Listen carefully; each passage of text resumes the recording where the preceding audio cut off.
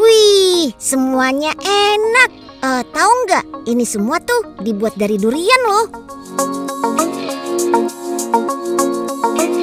Buah yang satu ini bakal lebih mudah dijumpai saat musim hujan tiba seperti sekarang. Yap, musim hujan. Memang musimnya berbagai jenis buah, termasuk durian, teman.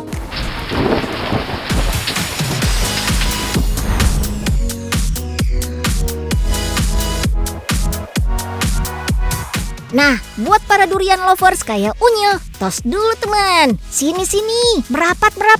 Udah pada tahu tempat ini belum?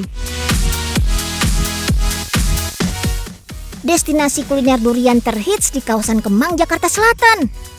Beuh, baru mau masuk restonya aja, aroma semriwingnya udah langsung kecium. Yap, ada beragam macam durian yang bisa dipilih teman. Durian lokal dari Pulau Jawa, Montong Palu, durian bawor asal Banyumas, hingga yang paling premium, Musangking serta Blackthorn yang didatangkan langsung dari Malaysia. Tinggal dipilih. Oh iya, Unyil kasih tips tipis-tipis nih, biar teman-teman di rumah nggak zong pilih durian yang endul. Durian yang sudah matang, aromanya akan langsung tercium meskipun belum dibuka. Terus cobain dipukul-pukul kayak gini teman. Durian yang sudah tua dan matang, suaranya akan cenderung berat ketika dipukul. Nah, kalau udah kayak gini, tekstur dan rasanya dijamin bakalan enak. Widih, durian apa nih? Kok sampai harus dibakar gitu sih? Ini dia teman, olahan durian yang lagi viral. Namanya durian brule. Daging durian yang disajikan ala-ala dessert atau hidangan pencuci mulut khas Prancis.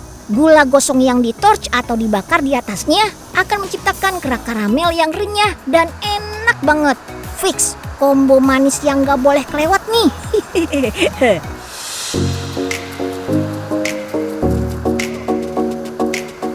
Terus kalau yang ini apa dong? Daging durian tapi kok bagian tengahnya kayak ada isinya gitu? Yang ini adalah ketan durian. Bikinnya super satset kok. Siapin bahan-bahannya dulu teman. Daging durian, ketan, dan vla. Ketan yang sudah dihangatkan ditempatkan di antara daging durian. Jadi posisinya kayak diapit seperti ini. Terakhir, siram dengan vla santan yang punya rasa manis gurih ini. Jangan lupa, taburkan juga serpihan biskuit cinnamon di atasnya. Dijamin bakalan surprise sama rasanya. Pecah di mulut, nyam. Rasanya nampol-pol. Yang belum puas? Masih ada durian bitterbalen, snack bola-bola asal Belanda yang biasanya berisi daging. Nah, hari ini diganti sama daging durian yang dihaluskan. Yang ini gak boleh di skip ya. Minuman serba durian. Ada smoothies durian dan es durian semangkok penuh. Wih. Tumpukan es serut disajikan bersama topping seperti alpukat, kelapa, dan pacar Cina yang kenyal membal. Tambahkan es serut dan pemeran utamanya, durian di bagian paling atas dan kental manis. Wah, kebayang ya, jadi seger-seger gimana gitu. Lengah dikit, langsung ludes deh. Oh iya, semua menu olahan durian di sini menggunakan buah durian yang berjenis montong. Durian montong punya daging yang tebal, rasa manis, serta bentuk yang gendas-gendas gemas. Makanya paling pas untuk dijadikan olahan atau kuliner durian yang kebanyakan makanan penutup alias dessert. Nah, gimana? Udah pada mabok durian belum? Tenang aja, kalau porsinya pas dan gak berlebihan. Durian punya kandungan kalium, kalsium, vitamin B1 dan B2 yang baik untuk tubuh. Apalagi udah masuk musim hujan kayak sekarang. Durian paling the best deh dikonsumsi saat cuaca dingin. Durian punya sifat hipertermik yang bisa menghangatkan tubuh. Bahan pangan ini mengandung senyawa sulfur yang dapat mengaktifkan pengatur suhu di dalam tubuh kita. Chef, Unyil juga mau coba durian brule yang lagi viral ini dong, Chef. Oh iya, minta tolong dibakar yang di bagian depan sini ya, Chef. Iya, terus lagi, Chef. Wah, aromanya masih belum keluar nih. Tambah lagi apinya, Chef. Mantap. Ya, Chef, ini kok durian Unyil malah jadi gosong gini sih? Aduh, alamat gagal makan durian deh nih.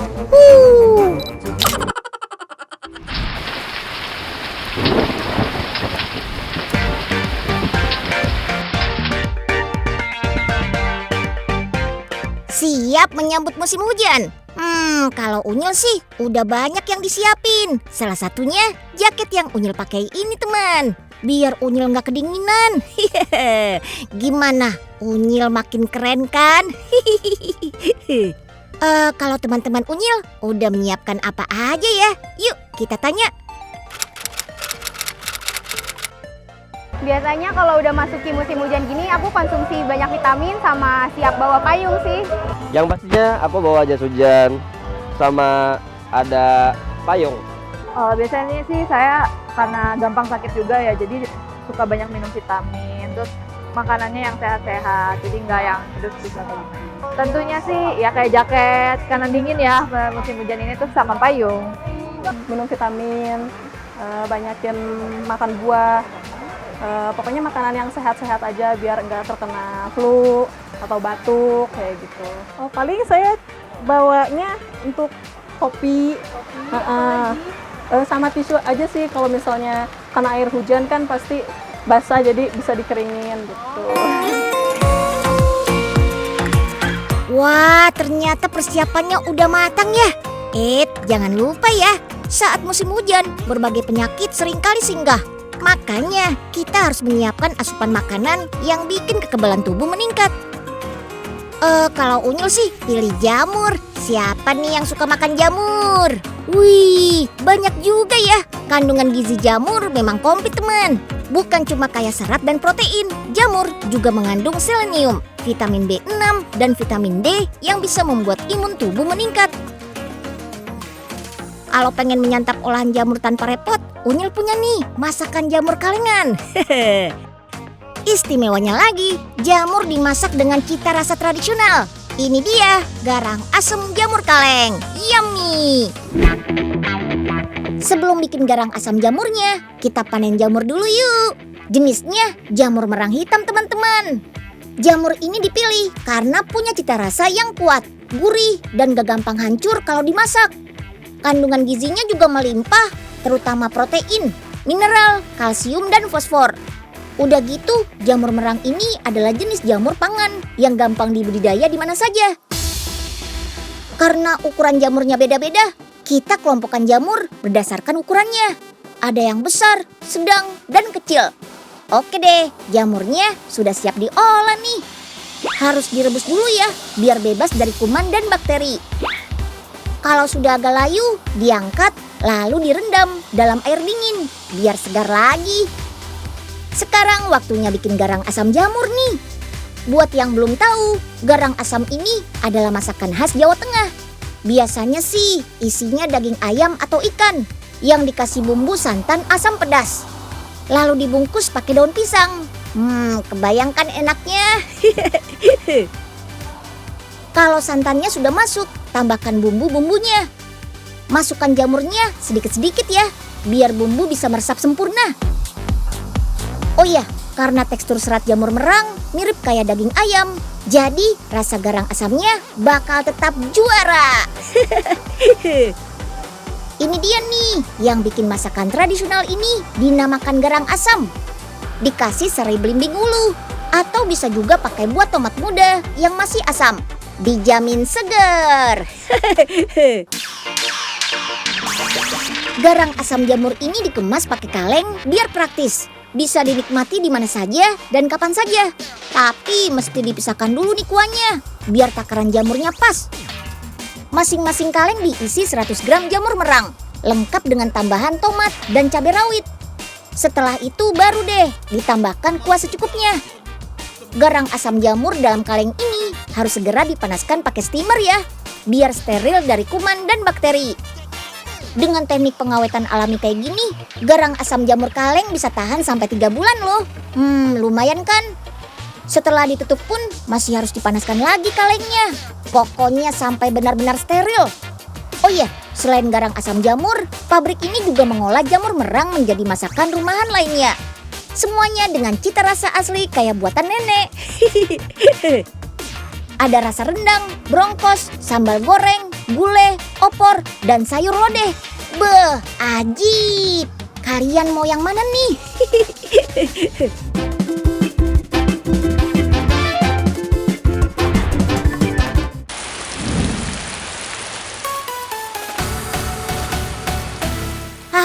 Kalau hujan turun, enaknya memang di dalam rumah, santai sembari nyeruput minuman hangat.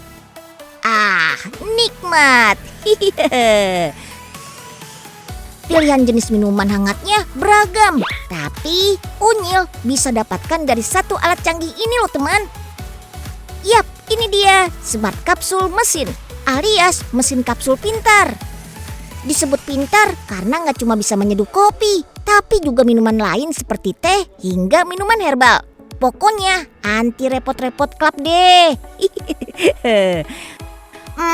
Mau tahu cara kerjanya?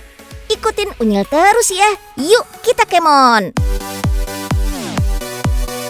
Kalau teman penikmat kopi pasti nggak asing kan sama mesin yang satu ini? Yap, kelihatannya memang seperti mesin pembuat kopi otomatis pada umumnya. Padahal jelas beda. Mesin canggih ini dilengkapi tangki air dengan kapasitas 1,6 liter. Itu berarti sekali penyajian, mesin ini bisa membuat 6-7 cangkir minuman. Mesin ini juga punya wadah untuk menampung susu cairnya loh. Semua sudah siap, gak lupa si kapsulnya nih. Yap, kenapa dinamai mesin kapsul pintar? Karena ada kapsul yang berisikan bubuk kopi. Bubuk kopinya ini dari berbagai jenis kopi unggulan di tanah air loh. Seperti kopi Bali Kintamani dan kopi Aceh Gayo yang jadi unggulannya. Lanjut, tinggal masukkan kapsul kopi ke dalam laci kapsul seperti ini. Nah, ada layar dengan petunjuk pilihan jenis kopi yang mau dibuat. Dari espresso, americano, cappuccino, piccolo, sampai latte. Sip, sekarang tinggal tekan putaran di layar. Mesin akan otomatis meracik kopi sesuai pilihan kita. Mulai dari menyeduh kopi sampai mencampur susu. Takarannya pun udah disesuaikan. Jadi dijamin rasanya pas. Punya mesin kapsul ini berasa punya barista sendiri di rumah ya.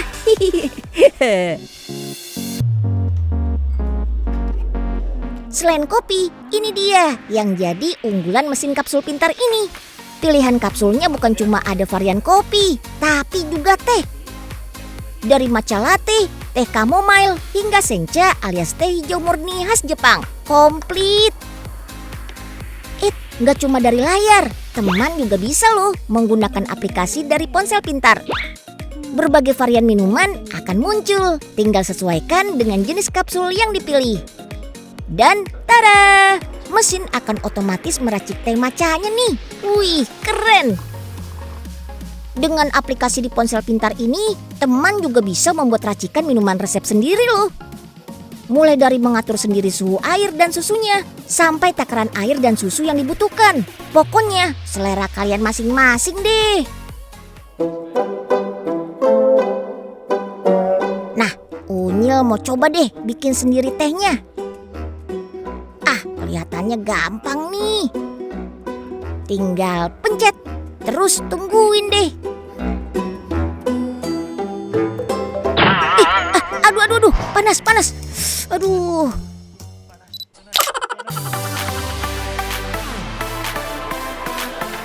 Satu lagi nih, minuman hangat yang bisa dibuat. Yap, betul, minuman herbal tradisional seperti wedang jahe ini nih. Pilih deh menu fusion untuk menyajikan racikan wedang jahe yang cocok menghangatkan tubuh di tengah musim hujan. Selesai mesin kapsul pintar digunakan, secara otomatis mesin akan menyarankan untuk lakukan pembersihan loh. Cukup tekan perintah di layar, mesin secara otomatis membersihkan jalur-jalur pipa di dalam mesin. Hah, ini nih yang namanya teknologi bikin asik. Bisa menikmati sajian minuman hangat yang beragam dengan lebih praktis tanpa mengurangi kualitas rasa. Cakep!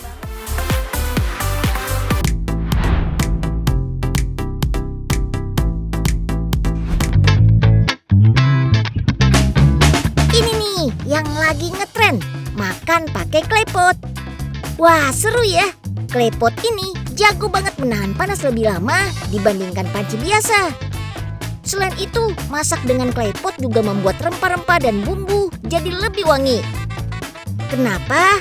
Karena pori tanah liat pada klepot akan menahan kelembapan dan aroma di dalam pot. Keren!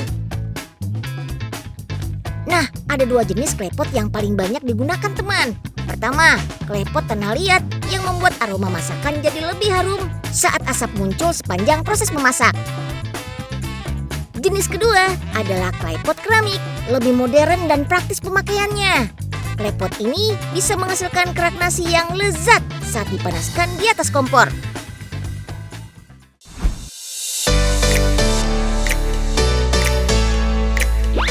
Terus gimana cara masaknya? Ayo deh, kita intip teman. Pertama, klepot dioles minyak, lalu masukkan nasi Hainam. Baru setelah itu kita masukkan aneka toppingnya, seperti ayam dan daging panggang merah, soy egg, jamur, dan lapchong atau sosis merah. Masak hingga matang. Kalau sudah matang sempurna, masuk bagian paling serunya nih teman. Tembak! Ayam dan daging panggang merahnya ditouch hingga kecoklatan, lalu ditambahkan pokcoy dan daun bawang.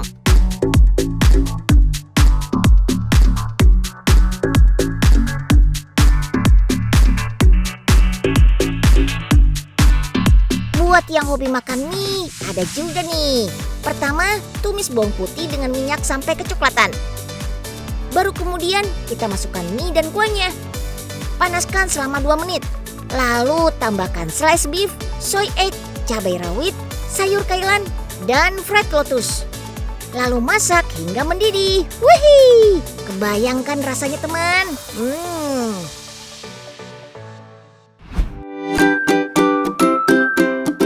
Oh iya, ternyata teman, riwayat klepot awalnya tersohor di dunia kuliner Romawi kuno. Lalu penggunaan klepot terus meluas sampai ke wilayah Cina kuno yang terus berkembang sampai sekarang. Jenis, bentuk, warna, dan ragam hiasnya jelas berbeda di masing-masing negara. Tapi sama cantiknya ya teman. Awalnya, klepot lebih banyak digunakan untuk memasak masakan vegetarian seperti sapo tahu. Tidak ada bahan berbasis hewani dulunya. Ketahanan klepot yang sangat handal membuat alat masak ini makin berkembang dan tersebar hingga ke Eropa, Asia Timur, dan Asia Tenggara. Bahan masakan yang diolah pun makin beragam seperti saat ini.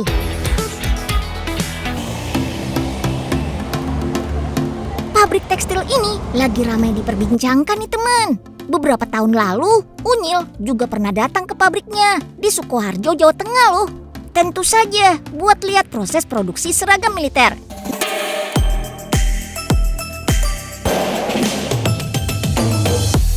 Iya, kalian gak salah dengar.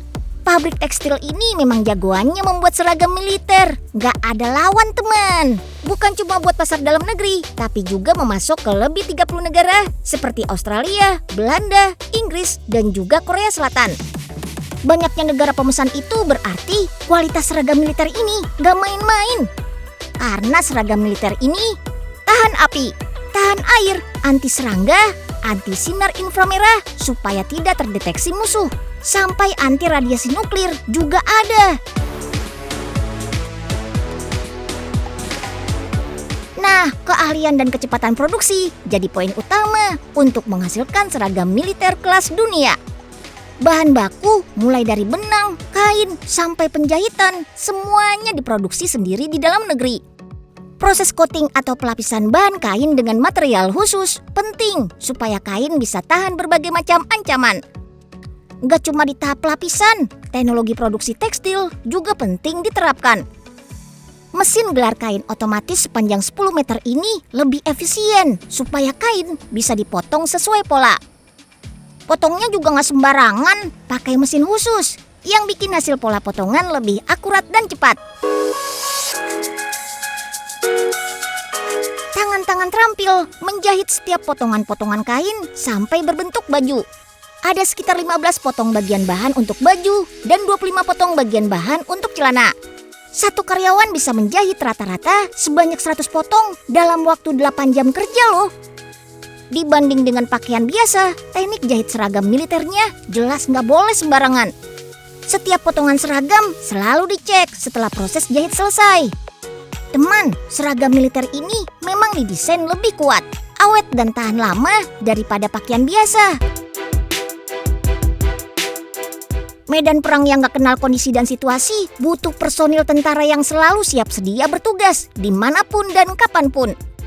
Makanya butuh perlindungan kain yang antibakteri untuk membantu mencegah bau dan penumpukan jamur. Aktivitas penuh di hutan perlu juga kain berjenis anti serangga biar nyaman dan aman. Semua kebutuhan ini ada dalam satu bahan seragam militer ini. Wah, komplit! Tuh, diberi guyuran air seperti ini, air langsung mengalir tanpa menyerap sama sekali, mirip daun talas. Saat terkena api juga, kain gak bakal terbakar loh teman. Wah, dengan kualitas dan teknologi yang jempolan, pantas saja kalau pabrik ini pernah menjadi dewanya seragam militer di dunia. Nah, selain seragam militer, pabrik tekstil ini juga membuat benang dan berbagai jenis kain yang menjadi pesanan brand fashion kelas dunia. Melihat apa yang pabrik ini produksi, jadi sayang banget ya kalau sampai gulung tikar. Aset bangsa ini harus dipertahankan, terlebih nasib ribuan karyawannya yang perlu diperjuangkan.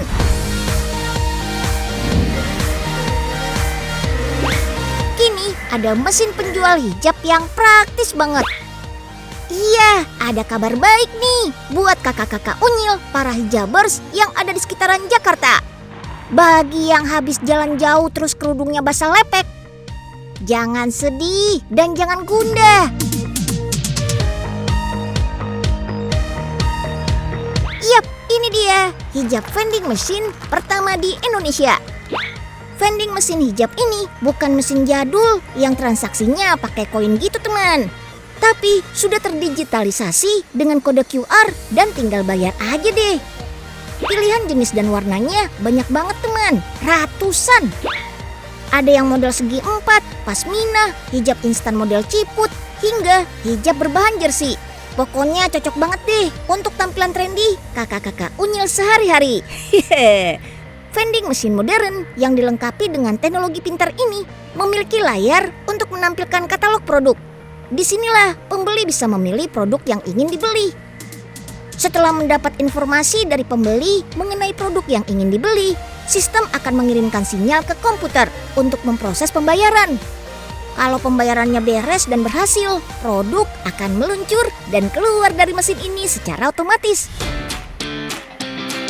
Di dalam vending mesin ada baris-baris kayak rak gini teman. Fungsinya untuk menyimpan produk yang dijual, membatasi satu produk dengan produk lainnya. Nah, kumparan lingkaran ini dikontrol oleh alat motor listrik yang otomatis aktif saat proses pembayaran sudah selesai.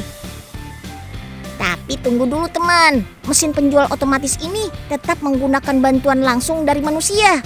Apalagi kalau urusan isi ulang produk yang sudah habis dan men-setting secara manual untuk menginformasikan ke sistem kalau produk yang kosong sudah terisi. La. Sini kak, unyil bantu isi ulang hijabnya. Nah, yang itu masih kosong tuh. Ini juga kak. Nah, oke, beres. Unyil hitung dulu ya. 1, 2, 3. Loh, kak. Ya, unyil jangan dikunciin di sini dong kak. Ya, unyil kan bukan hijab.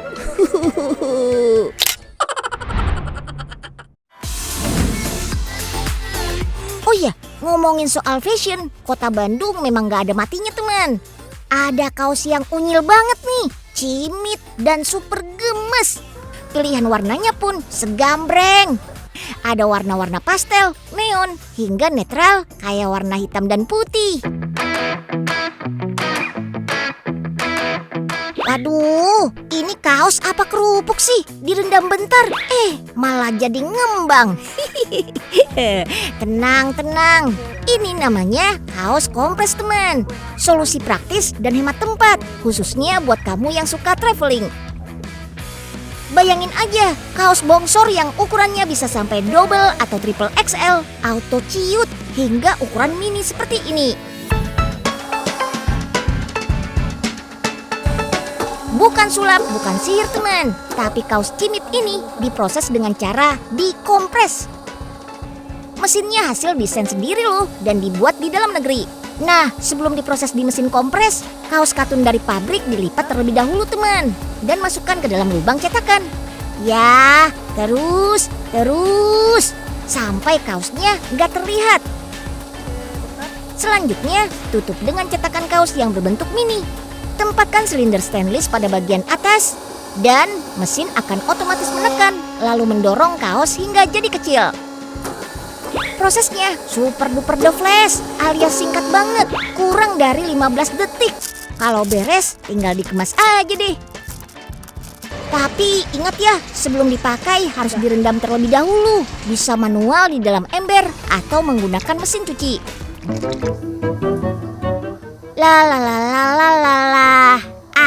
Ini dia nih kaosnya. Tinggal cemplungin, plung. Terus kasih ramuannya deh. Aduk. Loh, kok belum ngembang sih? Yah, ramuan unyil gagal total deh. Gawat.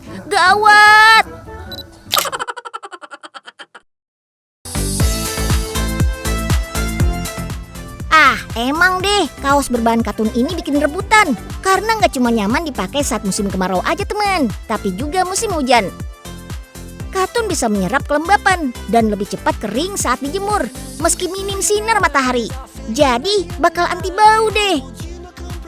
Oh iya, ngomong-ngomong kaos berwarna, teman di rumah tahu nggak cara mewarnainya seperti apa? Mulainya dari gulungan kain putih seperti ini teman.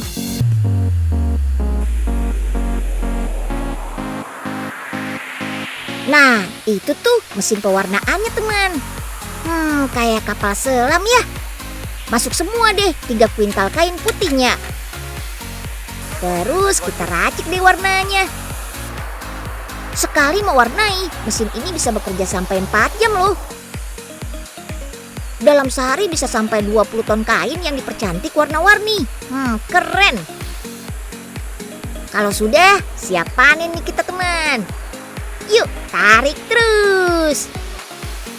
Hati-hati hujan lokal nih teman, pada nyiprat airnya.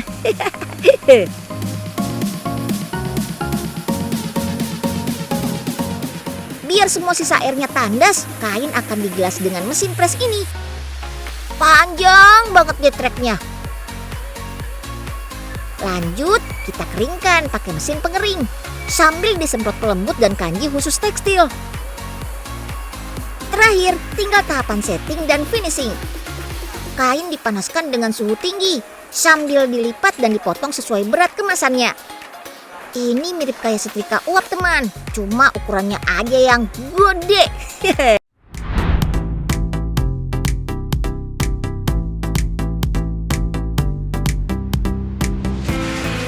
Siapa nih yang kalau musim hujan bawaannya pengen makan bakso? Ngaku ayo, ngaku. Udah pernah belum makan bakso seperti ini? Namanya bakso volcano misterius. Widih, bikin ngiler banget nih. Warna merahnya itu loh, bikin pengen buru-buru makan. Tapi kita lihat cara bikinnya dulu yuk teman.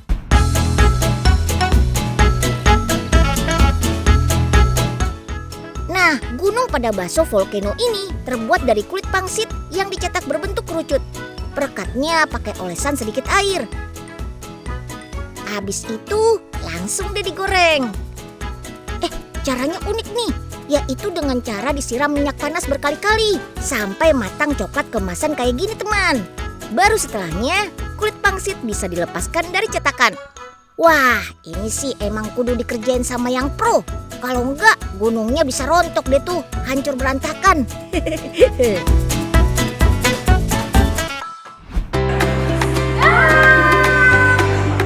Terus, mana baksonya teman? Oh, ternyata di sini dia teman. Eng ing eng. Baksonya ngumpet di dalam gunung volcanonya.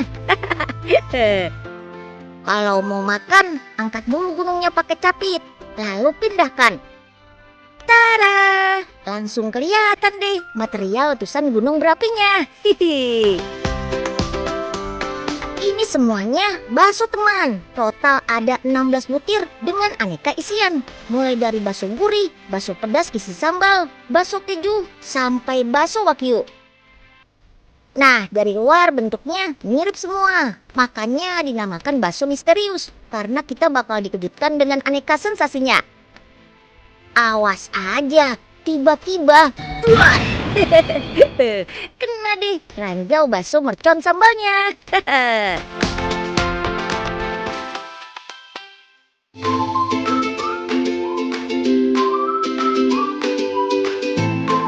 Nah, buat pengganti kuahnya, cocol aja sama tumpahan lavanya. Ditambah saus keju yang gurih dan pedas. Kalau penasaran, cobain aja dua-duanya. Jadi ketahuan semua rasanya. Unyil kan gak mau rugi teman. Nggak cuma bakso loh, ada sosis plus kriukan dari lapisan gunung yang kita hancurkan. Kayak gini nih teman. Widih. Ini mah dijamin kenyang mentok teman. Karena seporsi jumbo begini bisa dimakan barengan sampai 4 orang. Asik kan? Bisa seseruan rame-rame teman. Wah, mumpung masih panas dan lava volcanonya masih ngebul. Come on, kita sikat teman.